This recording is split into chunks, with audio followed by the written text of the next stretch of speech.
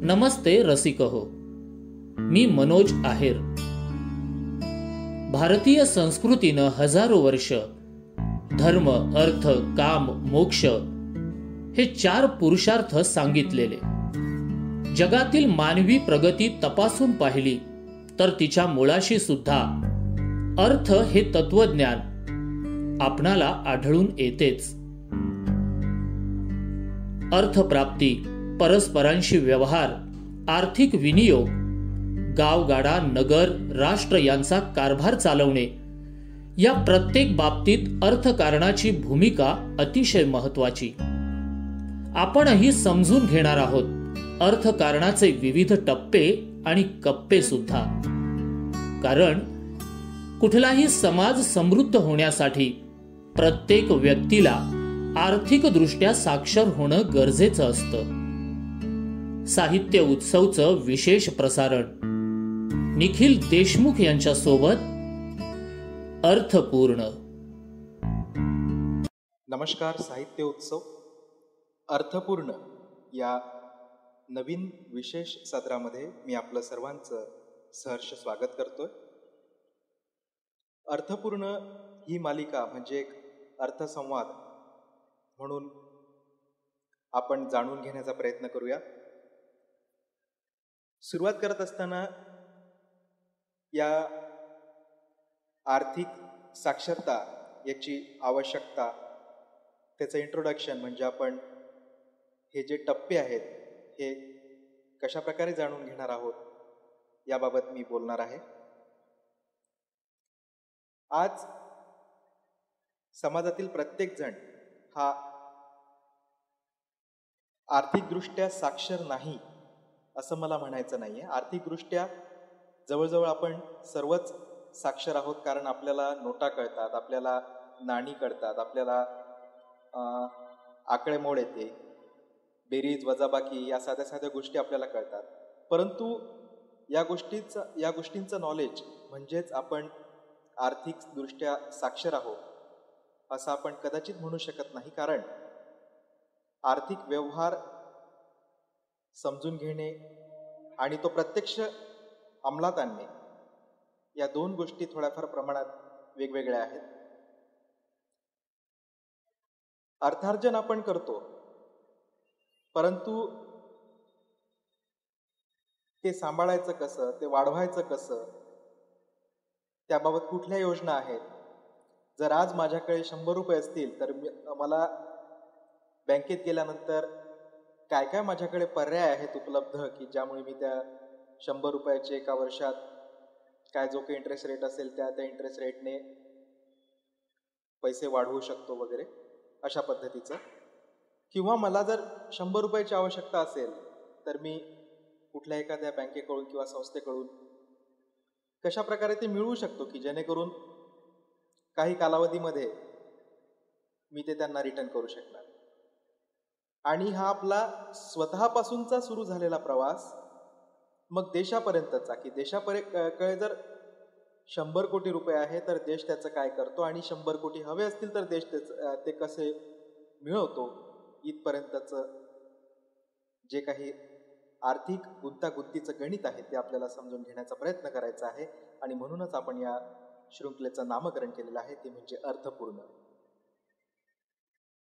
या सदराची सुरुवात करण्यापूर्वी म्हणजे इंट्रोडक्शनची सुरुवात करण्यापूर्वी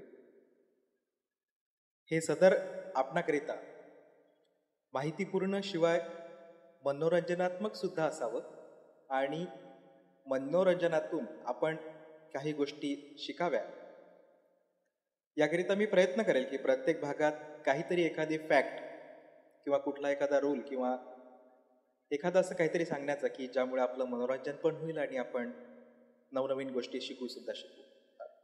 तर यामध्येच आजचं जे पहिलं सदर आहे त्यापैकी एक रूल तुम्हाला सांगतोय की आपल्याकडे जर डॅश डॅश अमाऊंट आहे, सपोज 100 रुपये आहे, तर या 100 रुपयांचे 200 रुपये करायचे असतील तर ते कसे करायचे.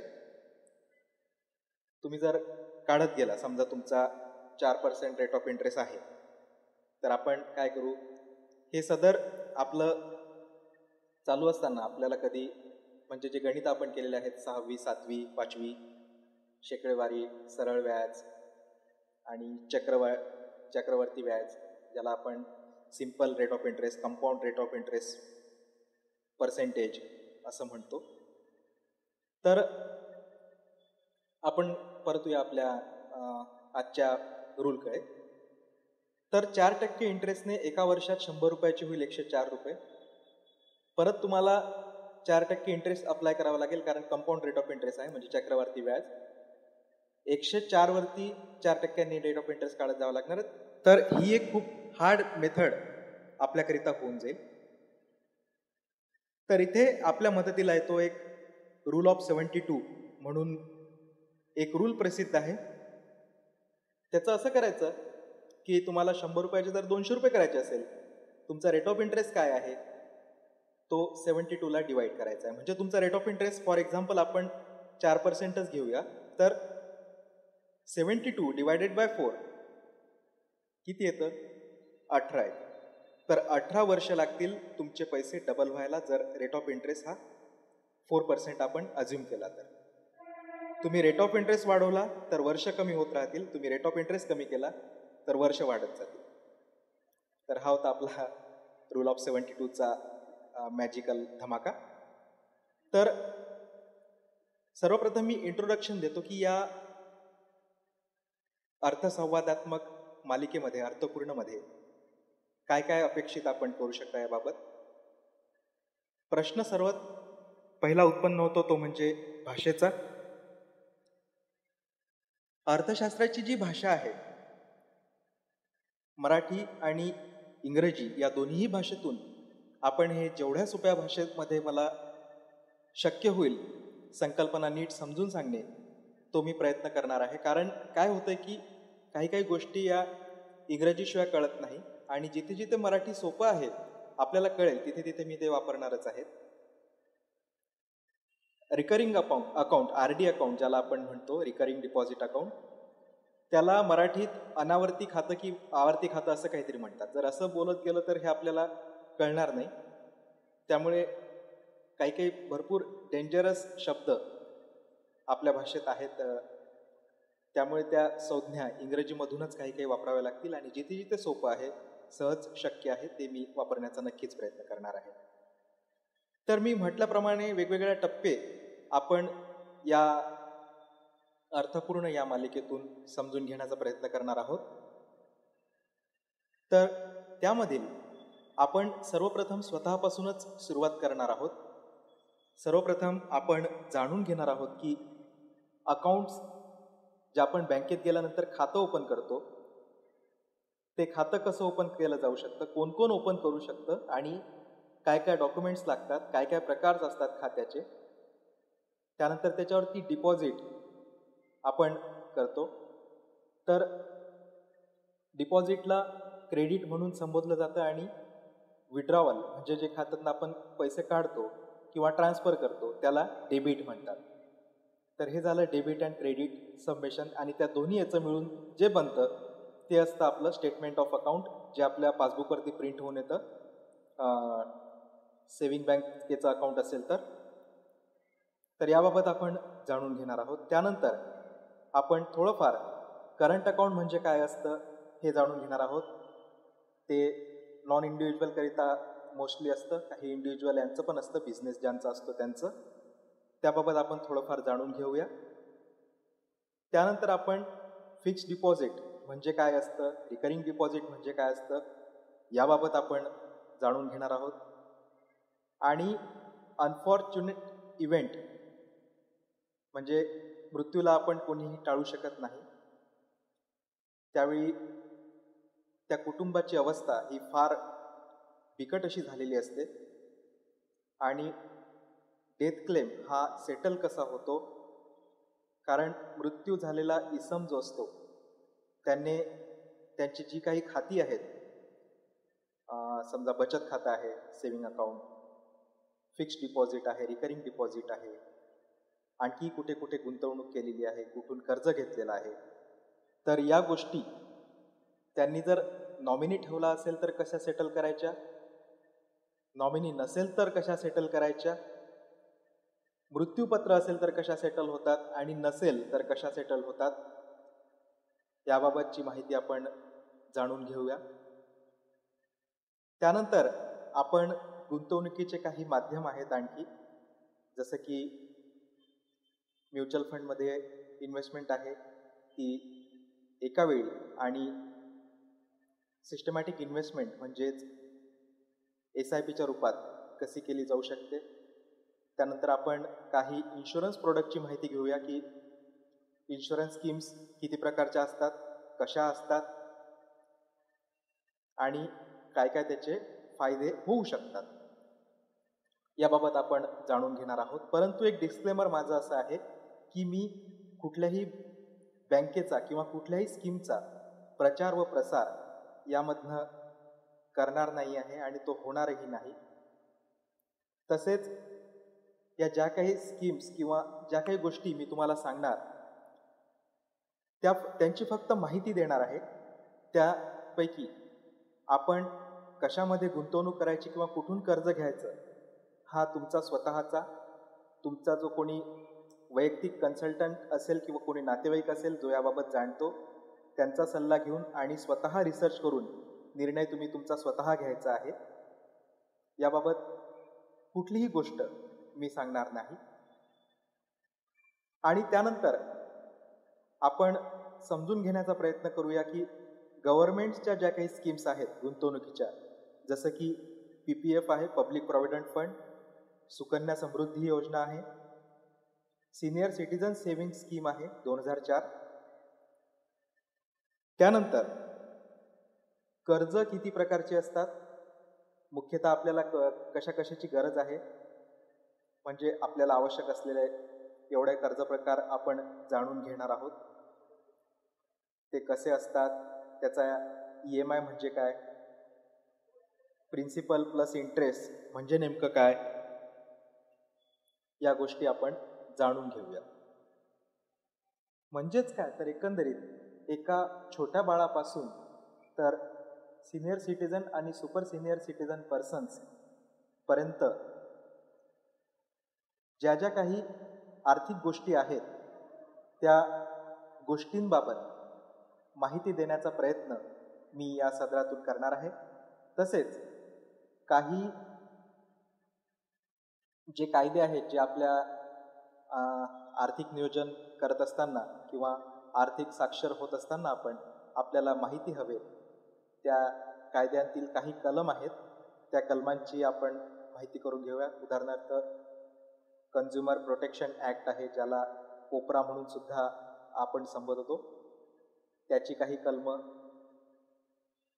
काही निगोशिएबल इन्स्ट्रुमेंटल ॲक्ट आहे NI ॲक्ट म्हणून, जो चेक आणि याच्याशी संबंधित आहे, त्याची काही कलमं. आणि असे आणखी काही कायदे असतील वेळोवेळी ज्यामध्ये बदल होत असतात, त्याबाबत आपण जाणून घेऊया जे आपल्याला गरजेचे असतील असे कायदे.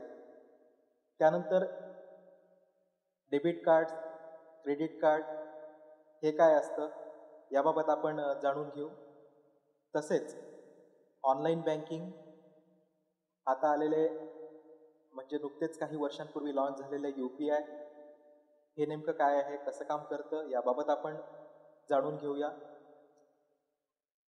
आणि याद्वारे होणारे फ्रॉड्स ते आपण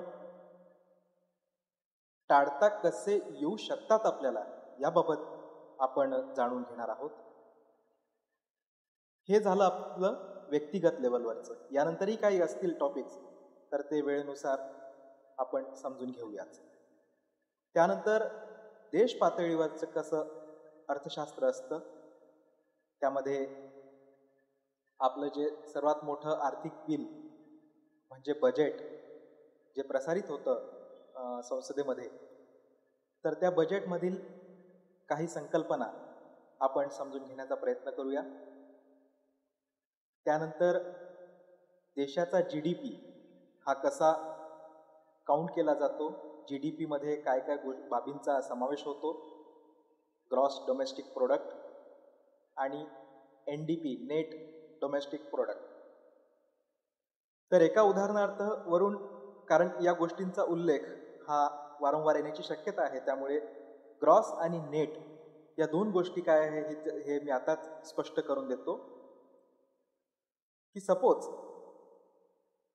तुम्ही जर बिझनेस करायला निघाला असणार, एका दिवसाचा हिशोब आपण घेऊया, तर तुमच्या बिझनेस मधला आजच्या दिवसाचा total earning minus your deduction is equal to net. Total earning is equal to gross. हा साधा आणि सोपा फरक ग्रॉस आणि नेट यामधला आहे.